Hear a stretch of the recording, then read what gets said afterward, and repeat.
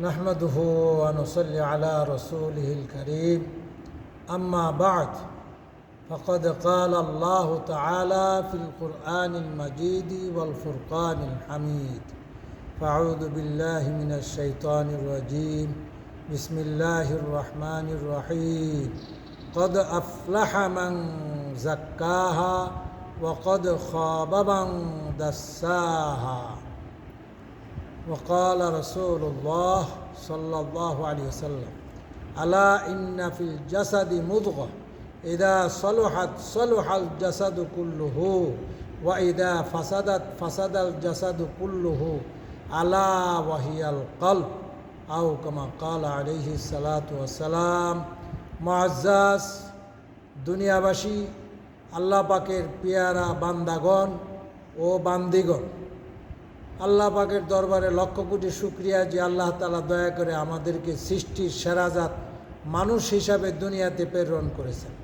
এই জন্য আল্লাহর শুকর গুজারি করি আলহামদুলিল্লাহ। দ্বিতীয় শুকর গুজারির বিষয় যে আল্লাহ তাআলা তার শ্রেষ্ঠ নবী হযরতে সাইয়্যিদনা মুহাম্মদুর রাসূলুল্লাহ সাল্লাল্লাহু আলাইহি সাল্লাম তার উম্মত করে আমাদেরকে দুনিয়াতে বানাইছেন, পাঠাইছেন।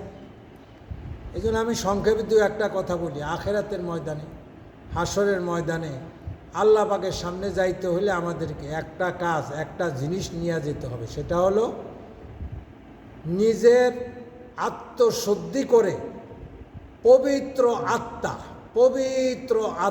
পবিত্র নফসে মুতমাইন্না নিয়ে যারা আল্লাহ পাকের সামনে হাজির হইতে পারবেন, আল্লাহ তাআলা তাদেরকে বিনা হিসাবে জান্নাত দান করবেন।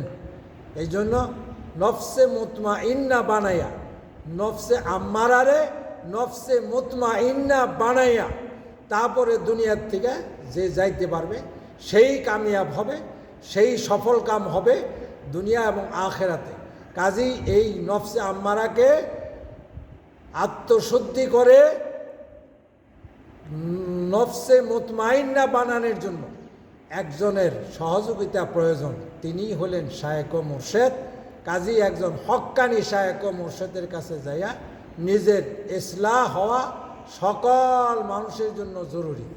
নিজের ইসলাহ হওয়া, নিজের আত্মশুদ্ধি করা, নিজের কলবকে নফসে মুতমাইন্না বানানো, এটা সকলের জন্য ফরজে আইন, সবার জন্য ফরজে আইন।